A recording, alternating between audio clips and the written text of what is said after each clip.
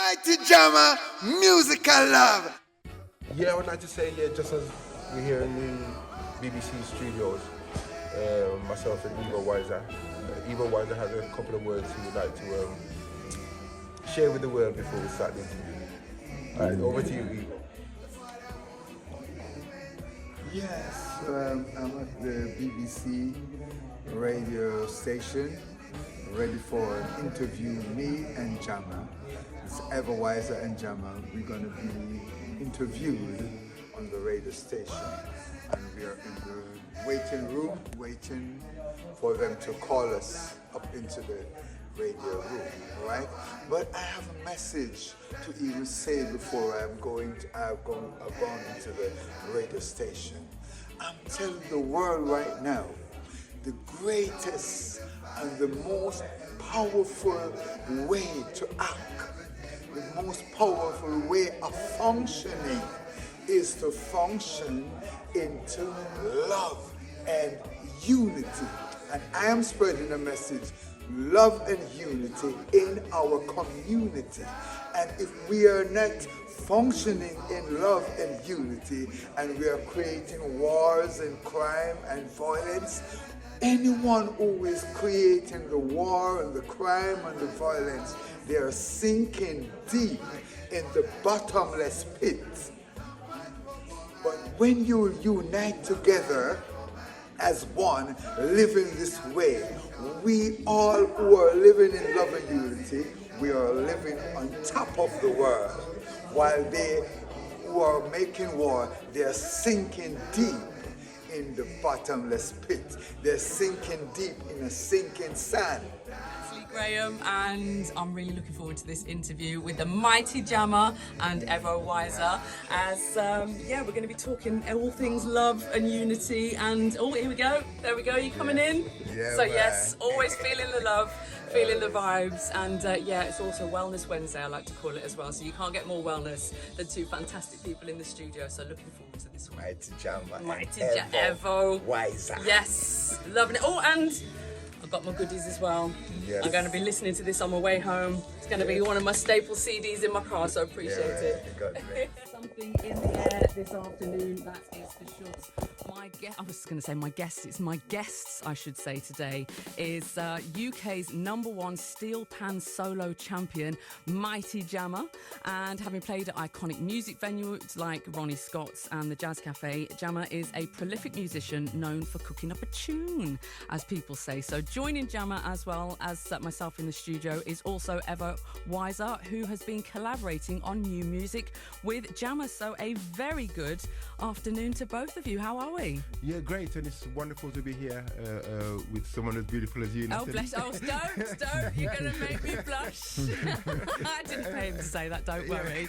But no, listen, I have got, as you just haven't mentioned, I've got my Jamaican roots and my Irish roots and everything as well. But this is special for me because I think when it comes to sort of the Jamaican culture, and especially the background of the music and the musical heritage, it's such an uplifting vibe and an uplifting sound, and I'm all about frequencies and vibrations, as we've just been talking about off air. So first and foremost, how did you get into music? How did you go into this field? Right, okay. Well, I started off... Actually, I'll tell you a quick little story. I was told as a youngster, before I could even speak, I used to actually sing. Okay. And there was a song I always used to sing every time. There was a song, I Was Born Under a Wandering Star. All right, yeah. I don't know if you remember that was way back. But anytime that show used to come on TV, I was told that I'd wake up and start singing it. And that was from probably about 2-3 years of age.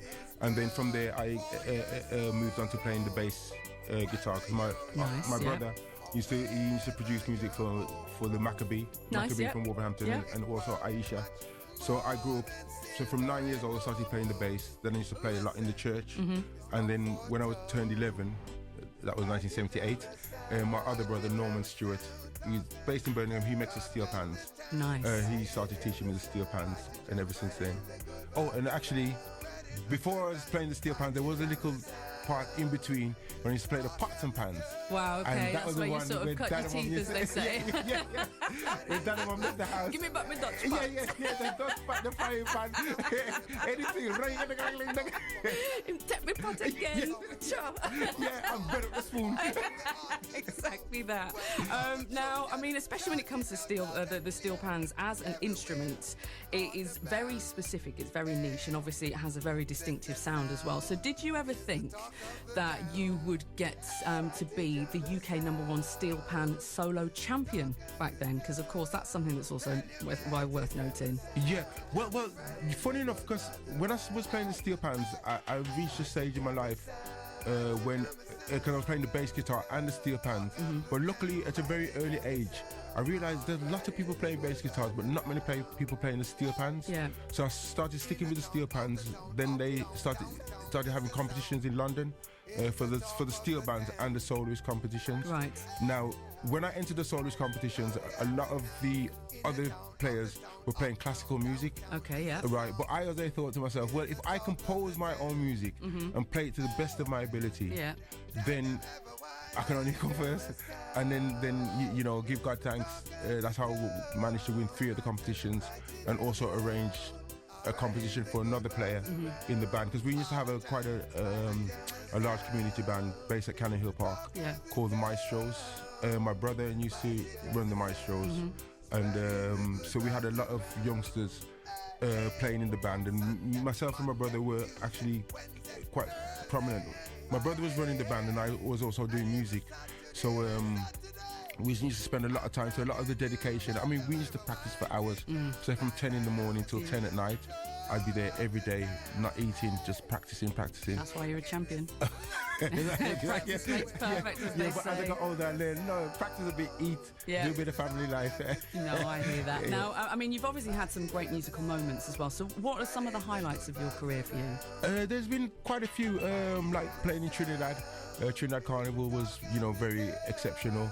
Also, when I went to Japan on tour, that was, you know, very... Japan's fantastic. Yeah, One that of was... my favourite countries. Yeah, that was brilliant. And how we were received. And they love, but in Japan, people underestimate when it comes to sort of black music. They embrace it so much, and it's beautiful to see and experience. Yeah, and also like the Maldives, when I was hired to go to the Maldives. But you know, I think, you know, some of the biggest achievements is well, like my son. He started playing from he's 5 years old. Right. He's 29. Steel pans as well. Steel pans, and that's all he's ever done for his living. He's never worked anywhere else. He just plays the steel pan. My wife, who supported me like with these beautiful uniforms. Lovely. My daughter, who helps do all the admin work. I think those are the biggest achievements. Kept it in the family. So I can do the music, and you know, surrounded with a nice family unit of positive vibrations. And that's what it's all about. I mean, most people know as well, we were talking off air, because obviously my mum sings, and outside of here I manage my mum alongside my dad. My brother's a musician and he performs as well, and so I look after kind of all of them, so I completely get that, and that's why I've had the chance to travel and tour the world. So the fact that you're someone that has been able to embrace that, I think, is also something that's a beautiful thing. Yes. And you sort of get to share the experience. Now, any famous musicians along the way? Yeah, I worked with people like Courtney Pine, people in Trinidad, famous singers like, his name is Uncle Crazy. If people know the song Nanny Wine, Nanny Wine down, so like Loving it. Yeah. Now, I worked with him. I've actually composed songs that he's actually sung for me. Other famous people, I've done quite a few famous stuff. There's even like Diana, her true story. I was approached to provide the steel band music for that as well. I've done a lot of things, but you know, sometimes you kind of forget and you know, you keep track. Because I think my biggest problem is that even though I can be working along famous people, but I'm so focused on what I do. I tend to. Not after people say, "Oh, do you know that so and so? Do you know that?" I think, "Oh." Well, I've already told you. I'm going to be making sure we add Jackie Graham to this list of people as well. So there's little bits coming up on the old reggae front. So I'm like, right, she's going to probably she's getting her nails done, ready for my brother's wedding on Friday. So she'll be listening. Yeah, man. Give me some steel drums. So I have heard that, and a beautiful legend, you know. want to speak to you as well because, of course, you two have been doing a project together. Unity, that's what I want for you and me. Love and unity in our community. Love and unity, and that's the only way we can be free. Oh, na na na na na. Even if the sun wasn't shining, it's just one of those that instantly brings you that feel-good good vibe. Evo, it's great to meet you as well. So how did you two sort of come into contact with each other and come up with this collaboration? Well, in the street doing some busking, and he's doing the same thing, sir. Sometimes we never know each other, and we meet because of the greatness of my guitar skills and my singing, and the greatness of his steel drum player. Is like we cling together because we are like on top. Because I could give you a little story. Sometime in the 90s, they carried me to Mexico to do a world show. Okay. And I come first in the world, the best performer. So at that time, they called me an international reggae superstar. Lovely. From that time. Love it. So, because of his greatness and because of my greatness, we cling together. And in terms of your, I suppose, inspiration, then that's something I sort of wanted to ask both of you as well. Who have been some of your musical inspirations as you've progressed? Bob Marley is one of the main person. I listen to all the other artists, but I choose Bob Marley because he has actually the same message as I am spreading. And your message is what? Tell us more. Love and unity throughout the whole world. But I'm just saying, let us have love and unity in our community. Yes. So in their community, they should have the same thing too, because wars and crime and violence is mashing up the world. And the only way we can build back this world is to live in love and unity. We must care for each other. We must share with each other. We must learn to give each other, to support each other. And if someone even give you a wrong thing, or somebody done you a wrong thing, we should even forgive to make the vibration more better. Because I am on the highest vibration, which is love. Yes. And that's the fact that it's one of the highest frequencies out there. And again, off air we were talking about frequencies and energies and so on and so forth. And you also obviously made reference to especially everything within sort of society that's taking place at the moment. So I think it's even more powerful now that we have this kind of music to uplift people's spirits and the community. So I think the work in which that you're both doing is something that's very, very special. Let's just have a quick listen as well to the mighty Jamma and the sound when it comes to the steel drums. Mighty Jamma sound is the talk of the town. Mighty Jamma sound, spreading the good vibes around. Mighty Jamma sound is the talk of the town. Mighty Jamma sound, spreading the good vibes around. Mighty Jamma sound is the talk of the town.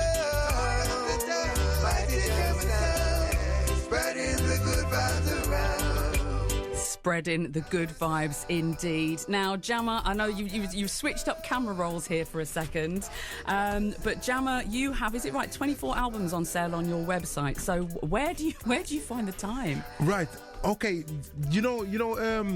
Mainly I record in the winter.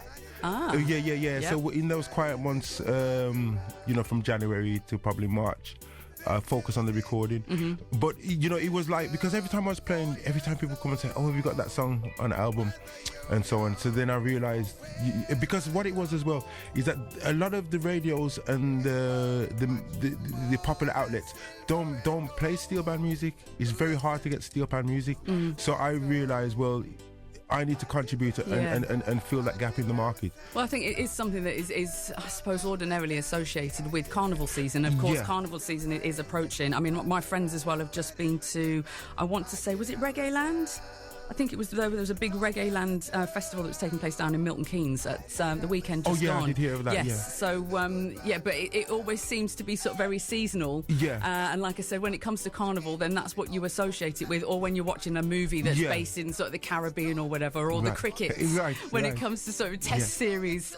So I think the fact that you are making this kind of music much more accessible to people is something that's really important, and I think there's going to be a lot of people out there as well that find it just as special as what I do. I mean, in terms of yourselves, you've given I've got a lovely CD here as well that I'm going to be listening to. I can imagine not just my mum, my dad's going to be probably going to be like, no, we'll put that in our car, thank you. And Natalie, yes. so could I just mention as well, just on the CD thing? Yes. You know, because I don't know if you know that I've actually done an Irish album, Irish and country western, and I've recently done a Bollywood album. Really? Yeah, Bollywood, and I'm just at the moment finishing off a classical album.